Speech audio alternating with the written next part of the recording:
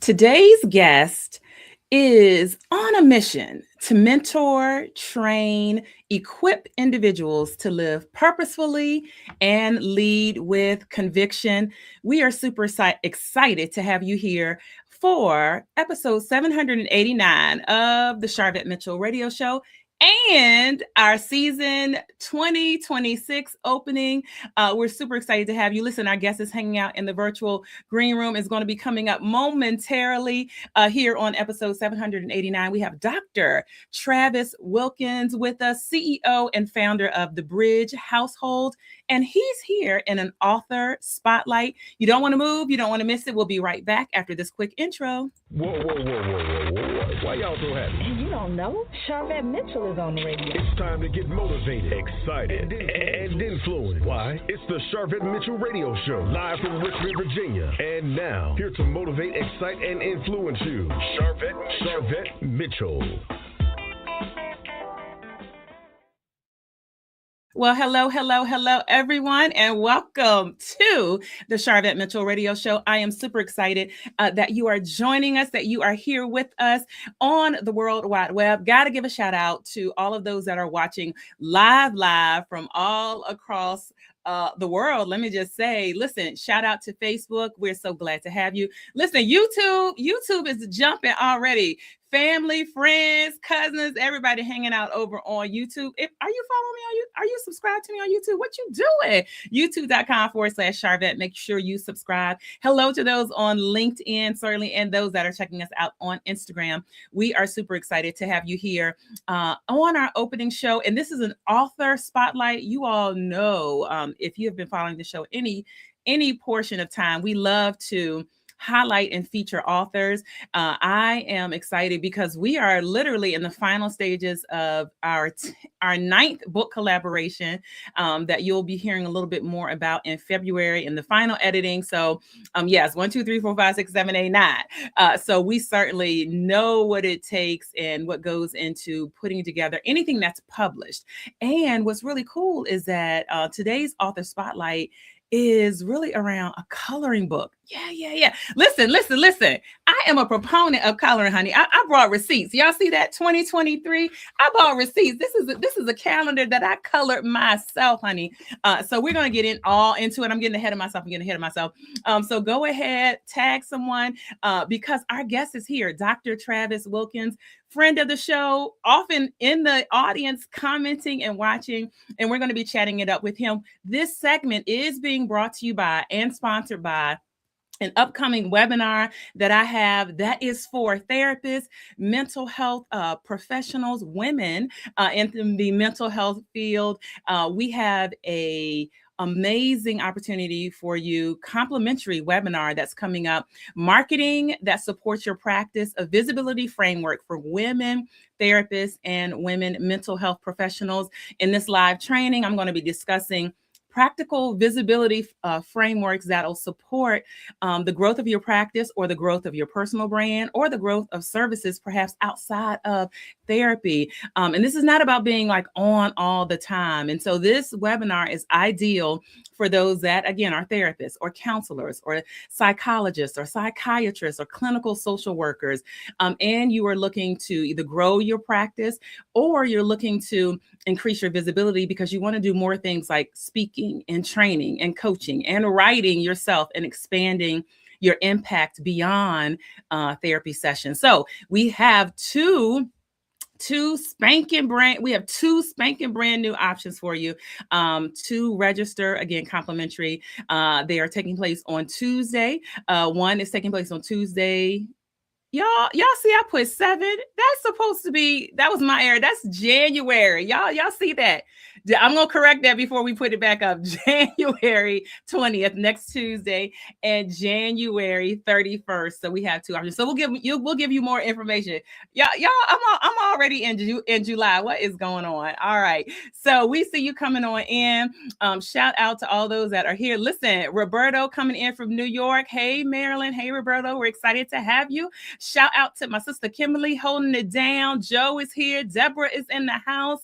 Good to see you. Listen, listen, all the way in, all the way live. And so as you come on in, make sure that you comment and let us know that you stopped by and that you watched. And so let's go ahead and jump right on into this episode. And I want to introduce my guest so you know a little bit more about him. Coming up to the stage with us here on the Sharvette Mitchell Radio Show. Again, a friend of the show, has been hanging out with us in the audience. But let me tell you formally, academically, Dr. Wilkins is a two-time alumna of Virginia Union University, where he earned his Bachelor of Arts in Religious Studies and his Master of Divinity from the Samuel DeWitt Proctor School of Theology. Continuing his commitment to spiritual and intellectual growth, Dr. Wilkins earned his doctorate in biblical counseling with a focus on pastoral suicide and burnout from North Carolina Theological Seminary. He is also a board certified Christian counselor through the National Association of Christian Counselors. That's equipping him to minister to the mental, emotional, and spiritual needs of leaders and congregations alike. He is the CEO and founder of the Bridge Household, which is a purpose-driven empowerment organization designed to provide safe, stable, and nurturing support for high school students that are facing housing insecurities.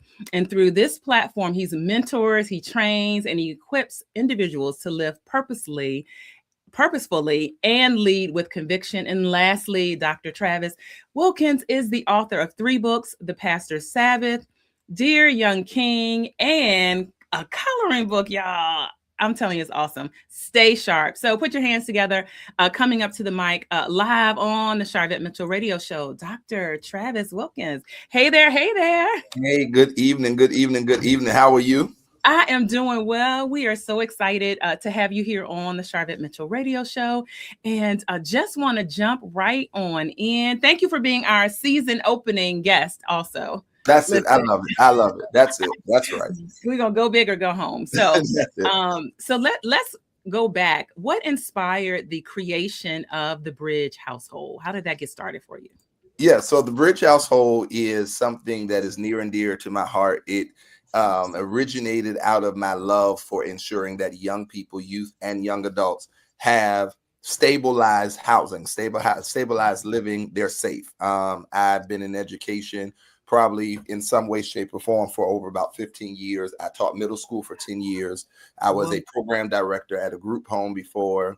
I've been an adjunct professor on the collegiate level, a hall director of 200 plus males. And so one of the things that is a really, really true situation for high school students and even middle school students or K through 12 and post-secondary education is sometimes one of the main reasons why we do not see students matriculating and persisting is because they don't have somewhere to lay their head at night, or they're hungry, or that they have to be able to go from couch to couch, from bed to bed. And it is a very, very critical thing that they do not have adequate enough living. And so that's one of the factors that contributed to it.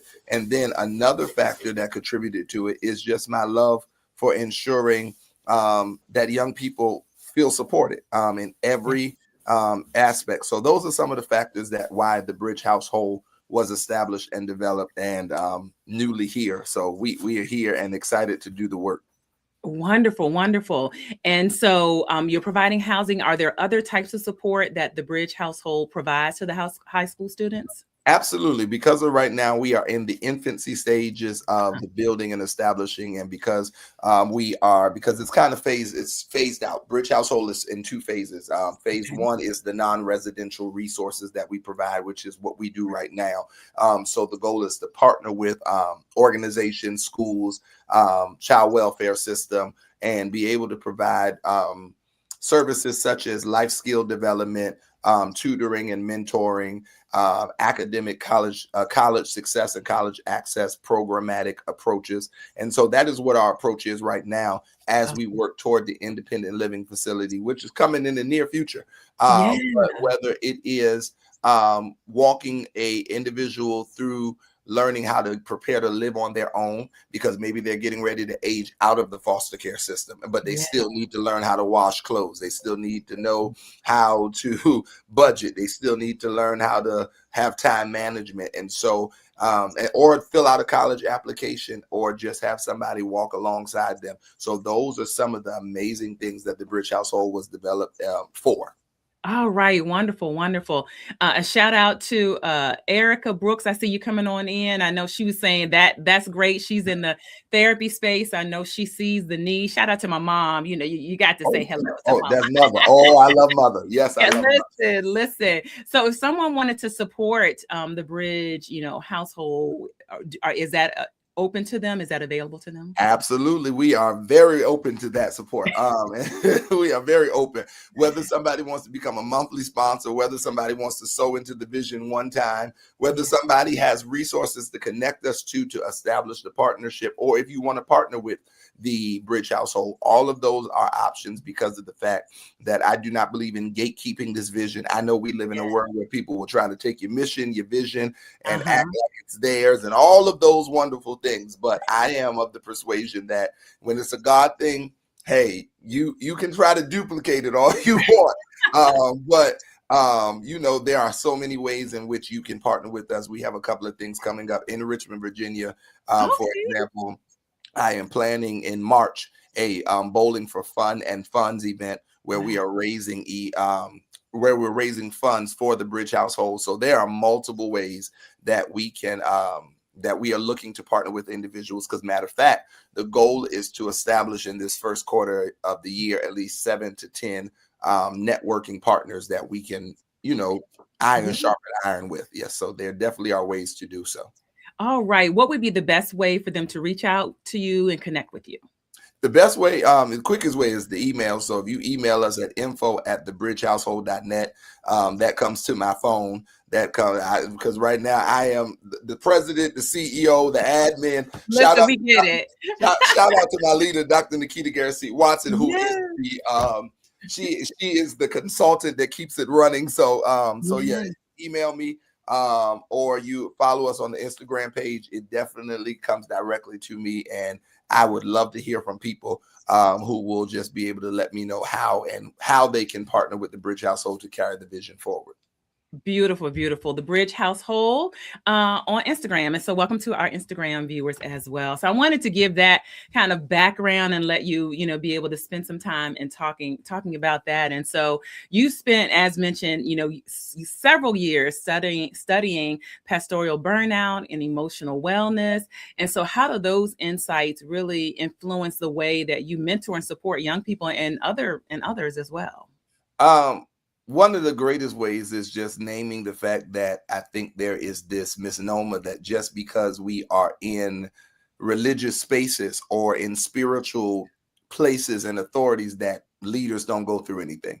But I think also my focus around what I wrote my dissertation on and did my study on, because I wrote my dissertation during the pandemic. I wrote my dissertation and did my doctoral study while being a full-time caretaker for my mother who passed in 2024. Yeah. I did it while watching my own leaders before there was a pandemic that even was talked about reach a point where they were like, hey, we need to take a sacred pause because we're getting exhausted. And as a secondary leader in ministry, I see the realities of things that senior leaders go through. That's why I don't understand why people run to those pulpits. But that's another topic. Another topic, another day. But I think that the motivation behind it is wanting to be of assistance to learning how to teach leaders that there are secondary leaders who don't necessarily need to be the senior leader, but secondary leader who can hold your arms up so that you don't get exhausted. But another extension of that dissertation, one of my desired goals is to curate space for leaders, senior leaders, religious leaders, spiritual leaders, where they can come and retreat. So that is the goal of my dissertation, is to turn it into a workbook and then open a wellness center for leaders where you can just come be yourself. Come let your head down. Don't come be the prophet. Don't come be the bishop. Don't come be the chief. Nothing. I just want you to be a person. And so the way in which I mentor leaders and young people is by helping individuals understand you have to take necessary time for yourself so that you do not burn out, because you cannot be everything to everybody. We know it. When you fly, they tell you, hey, put your own mask on before you worry about somebody else, because you can't help somebody else from fainting and you over there and don't have anything. So that is the reason behind the work. Oh, right. And that's good for business owners as well. Certainly, I want to honor my Metropolitan Archbishop, Olive C. Brown, who is in the audience. I love her. I love her. Yes. Thank you so much. Thank you so much for being here. And so to that point, and thank you, Roberto, from New York. You have to take time for yourself. And he's in education as well. You have to take time for yourself. And so I think this is a great segue into the coloring book. So this is a specific shout out here again, episode 789. Stay sharp. And studies and statistics and experts talk about how coloring is a de-stressor. And yes, y'all that just came in, this is from 2023. I am a proponent of adult coloring. Now, this is not his coloring book, but I'm just making a point here. I am a proponent of it. And so talk about how Stay Sharp came about. How did this come about? I got to show the audience. Yes. So Stay Sharp. So I was sitting on the train on my way back during Thanksgiving break from Richmond back to Philly. And I said out loud, I want to publish a coloring book before the year is over. I said it. And then I began to think even the more. And I said, I want to develop a coloring book, particularly for African-American males, minorities, or whatever, who deal with ADHD. Because of the simple fact that it looks different with every person. Neurodiversity is different. And I want people to understand that things like ADHD or ADD is not a disability, but it's a superpower. The reason that I know it's a superpower is because I had a 504 plan from 4th grade all the way to 12th grade. Wow. I wasn't the one that could always focus and pay attention. Grades weren't always the greatest, but here I am now with 3 earned degrees and 3 books and a company, and not because of any great doings on my own all the time, but because of the fact that, hey, I learn differently. And so the purpose of the coloring book is to highlight, and for anybody who ever gets the book, you'll see that every page is different. There are some prompts in the book. There are some there's the one that highlights the brain. If you look at the one with the little frizzle on his head, that is for the one who has a busy brain, where you have all of these bright ideas in your head and you're just trying to get them all out. Then you're talking about the one with the crown on his head. That is the one that's the cool guy, the one that likes music. But guess what? The way his creativity shows up is through music. And then there's the writing prompt, where it asks you certain questions. So it's for anybody. Like if a little kid has my coloring book, I don't expect them to answer the prompts, but if they want to just color, guess what? Do that. So that's what it was for. Because I'm like, hey, I need people to flip disabilities into superpowers in church and in the marketplace. Yeah, everywhere. Superpower. Q cover. Okay, we said where the question is coming. Where can we get it? Where can we get it? And I know we might be ahead of the official national distribution. Right. But we wanted to get people ready for you. Listen, so absolutely. So the book itself is on Amazon. Now, if I'm very transparent with myself, you can go to Amazon right now and purchase the book, and you go and type Stay Sharp in. Now, I'm the type of author that's very honest now, and in order for me to see any earnings from my book, it is easier for you to get it directly from me. And if you inbox me, email me, and say, hey, I want to purchase a coloring book, and you pay for it and then provide the mailing address, then it's shipped right out to you. And so those are the main ways that you can get it. Or, hey, you can get me in advance and we can plan a coloring event at your school. We can plan a coloring event at your church. I will order the books in advance, and it will be a preset type of thing where it's like, hey, I'm coming with my books, and everybody who ordered a book in advance, that comes with your ticket. So there are different ways in which you're doing it. So however you need to get it, whether you want to go to Amazon directly or if you want to inbox me directly, books are available either way. Awesome. And you can see the cover here, those that are watching us on the video option. But if you are listening to the podcast, just look down below in the show notes and there'll be a link for Dr. Travis, a full blog post on our website, and you can get the information from there. I love it. Great reception. Absolutely. Great tool for social emotional learning. Absolutely. A great tool for that. Great Absolutely. tool for that. And so, the Stay Sharp is really, connected to your work through, the bridging household. But are there themes and goals that you would say, even though you intended for perhaps high school, but an adult can get something out of this? Absolutely. Because I think at the end of the day, the true ability to be able to just sit down and center yourself. And I know we live in a world where we try not to, and the saints of God, please, I promise you, I'm still saved. But I think there terminology and buzzwords like centering yourself or mindfulness or a therapeutic approach, because at the end of the day, number one of the reasons that I did it is because oftentimes there's a hyper level of spiritualization, but a low level of realization.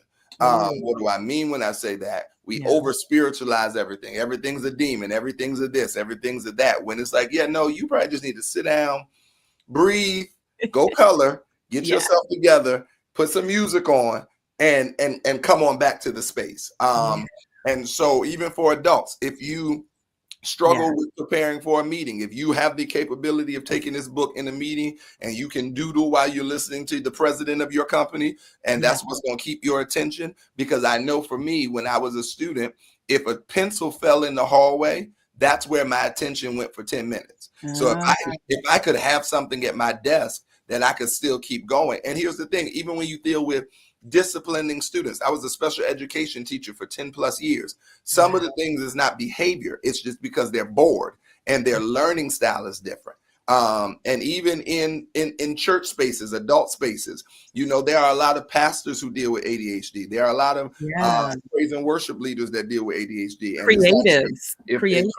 If you're a creative, if it's like, hey, I'm a worship leader, I'm a fine arts director, I'm a podcast hoster, and before I go deal with these people, I need to go ahead and color. I can pray and I can color. So it's for everybody. It's really for everybody.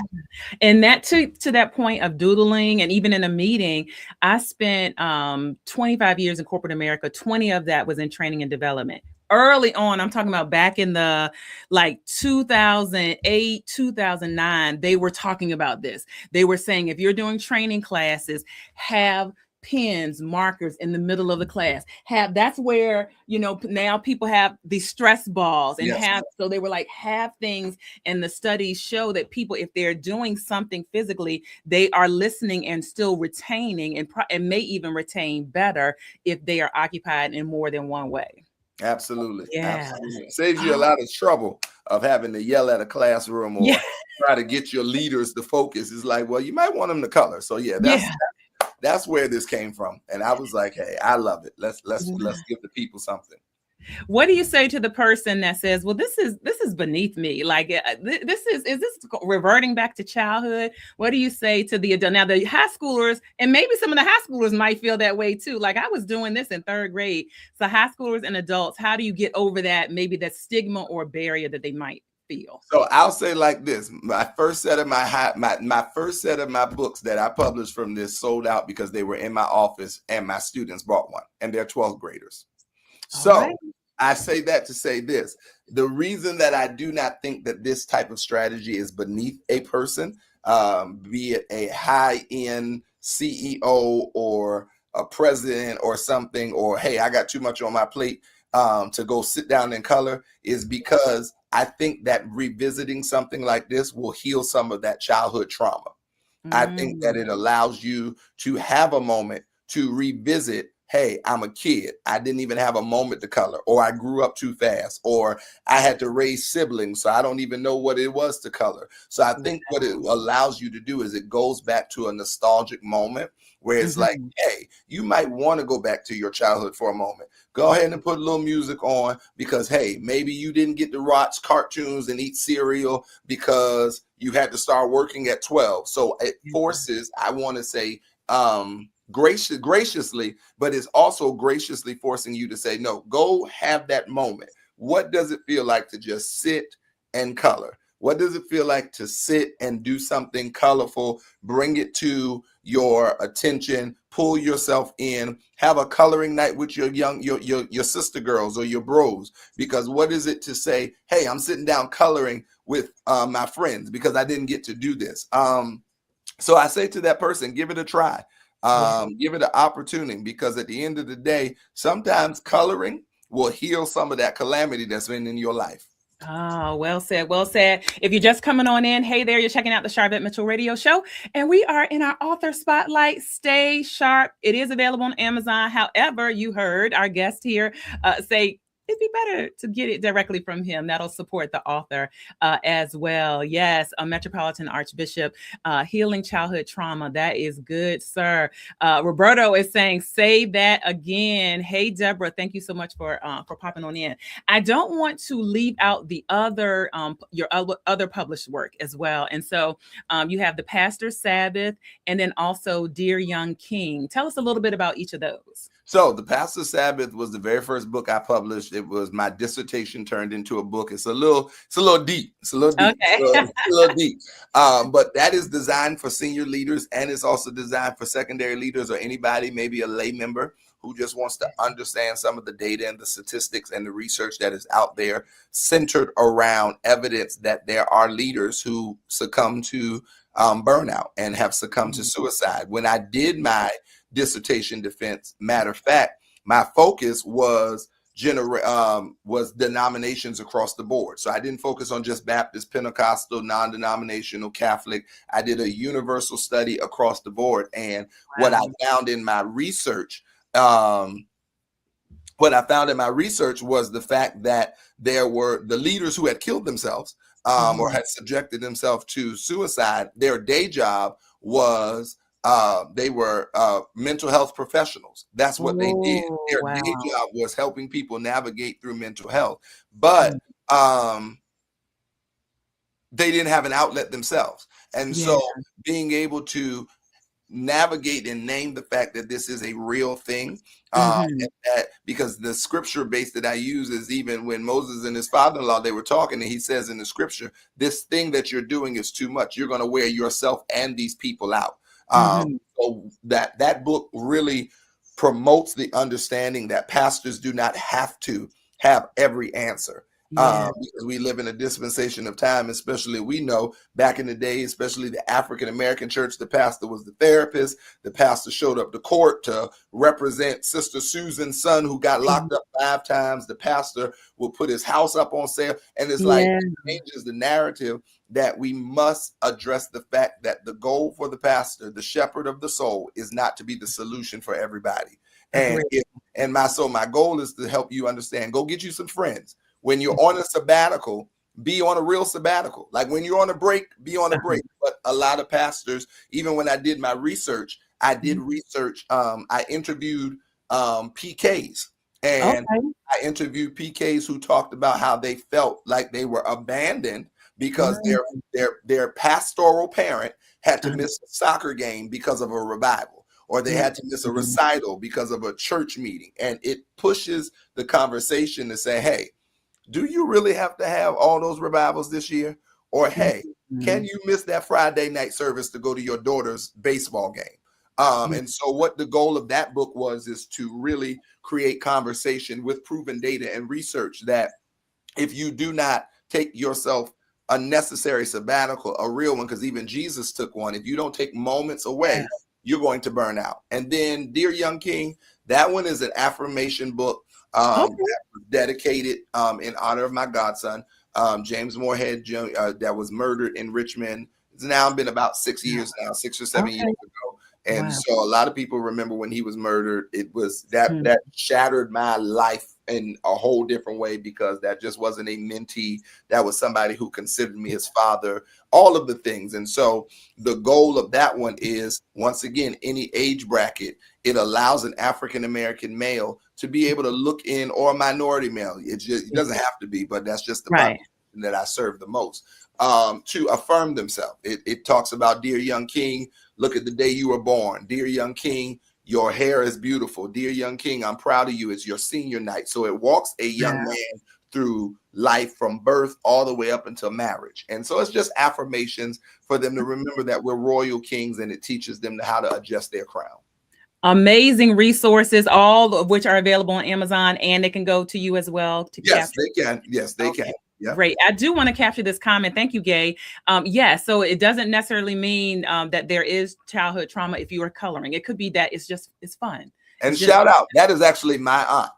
Oh, okay. Thanks, Auntie. Yeah, that is my auntie. I love her. I will tell y'all, I can tell y'all right now, if I knew my aunt was on here watching anyway, she was going to come at a different angle when she heard because my aunt is the type that's like, hey, everything is not, and she's true. Everything is not traumatic. Everything is not doom and gloom. Sometimes it's just a matter of sit down and enjoy your childhood and have fun.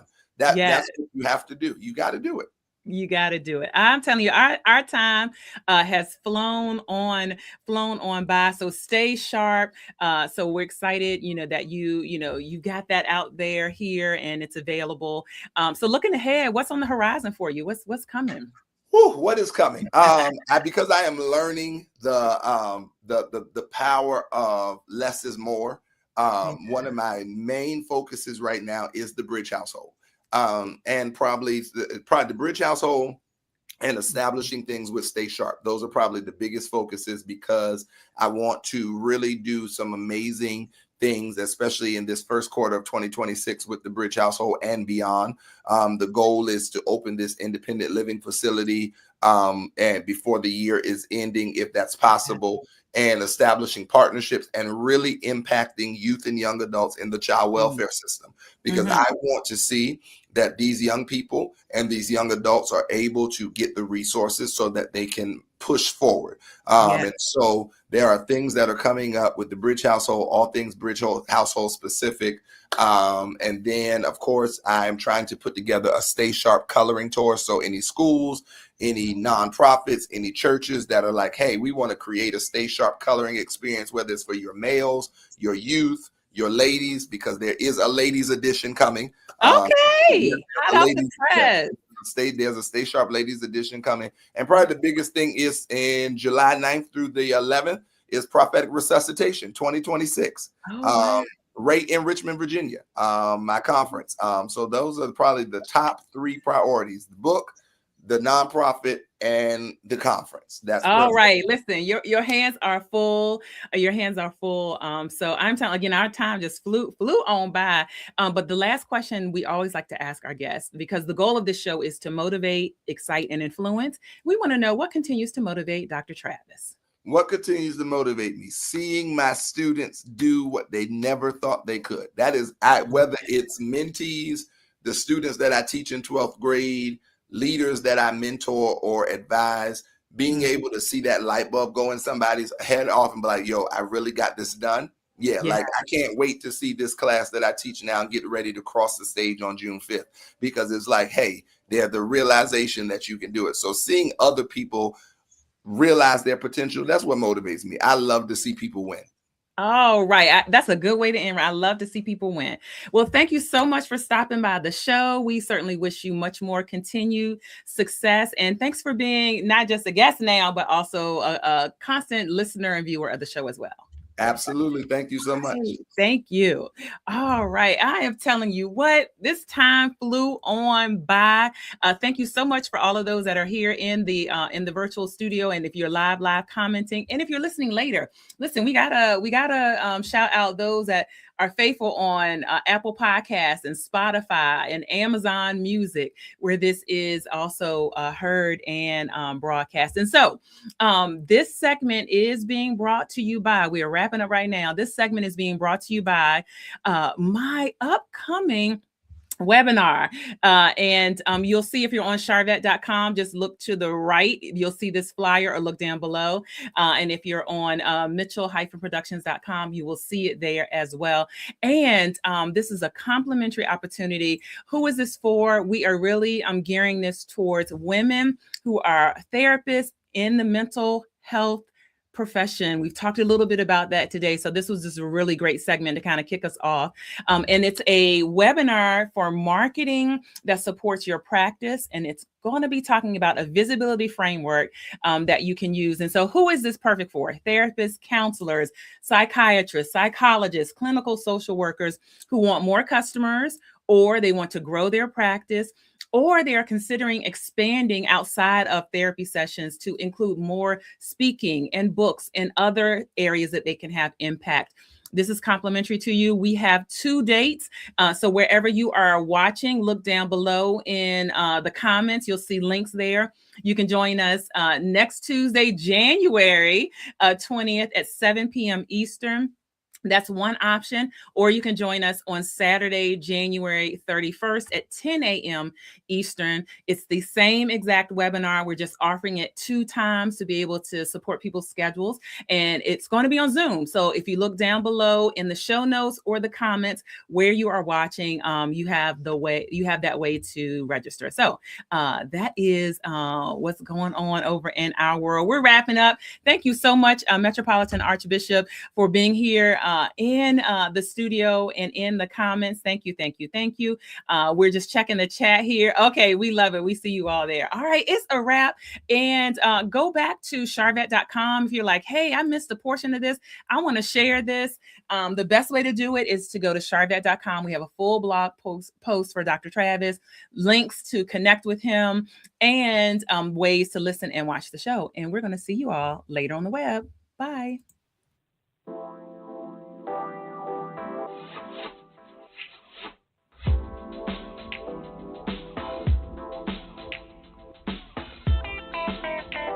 Live from Richmond, Virginia, you've been listening to the Sharvette Mitchell Radio Show. Catch Sharvette Mitchell every Tuesday at 6 p.m., interviewing all the stars you want to hear from. So until next week, stay motivated, excited, and influenced. This is the Sharvette Mitchell Radio Show.